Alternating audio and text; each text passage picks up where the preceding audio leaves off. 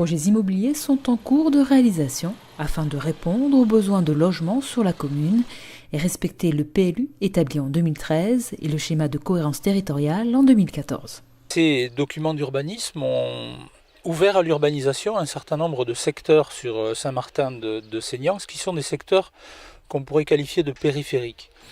Ça n'est pas dans notre programme politique qui consiste à surtout densifier à la fois le centre-bourg, mais également les axes de transport en commun, de façon à diversifier les modes de déplacement des Saint-Martinois. Cela dit, la continuité républicaine nous oblige à respecter les documents et décisions qui ont été prises par nos prédécesseurs et à chercher, autant que faire se peut, à minimiser la densité qui peut en résulter. C'est à ce titre que lorsqu'une opération d'initiative privée est engagée par un promoteur, on essaye, dans le cadre de concertation, de trouver un bon compromis entre notre volonté de ne pas trop densifier les extérieurs de Saint-Martin et plutôt de densifier ce qui se trouve à proximité du centre-bourg. Saint-Martin-Seignan compte un peu plus de 5300 habitants. Sa population devrait augmenter de près de 2000 habitants dans les 7 prochaines années. Ces documents d'urbanisme préconisent pour Saint-Martin-Seignan une population de 7000 habitants à l'horizon de 2025.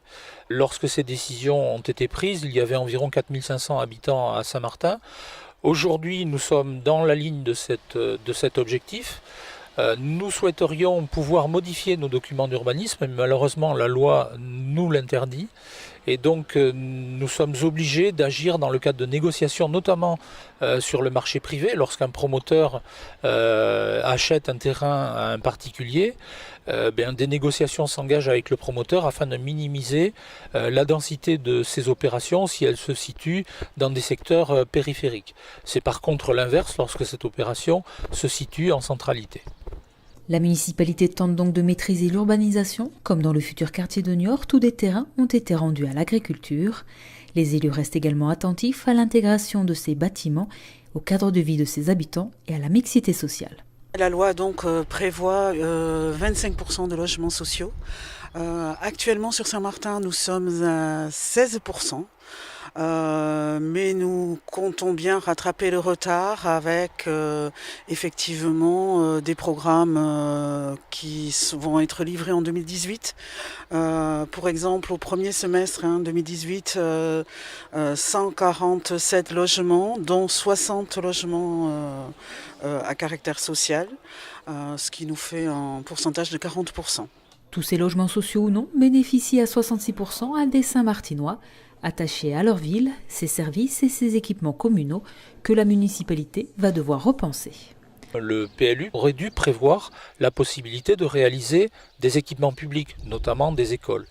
Or, ce document ne comporte pas d'éléments nous permettant de construire de nouvelles écoles et on a un vrai sujet d'inquiétude sur ce problème des écoles quand on voit notamment les difficultés que l'on a de circulation aux abords des écoles au moment de leur ouverture.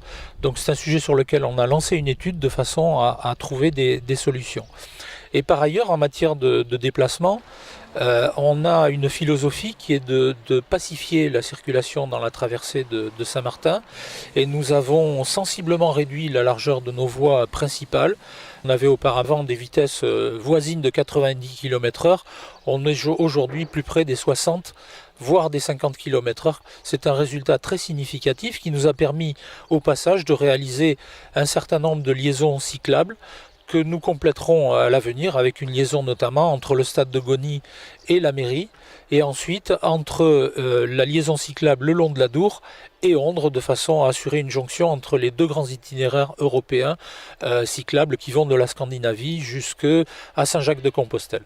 Si beaucoup de Saint-Martinois s'inquiètent de voir leur commune s'agrandir à ce rythme, la municipalité rappelle que seulement 8% des surfaces sont urbanisables, de quoi laisser la place à des terres agricoles, de la forêt et des espaces verts.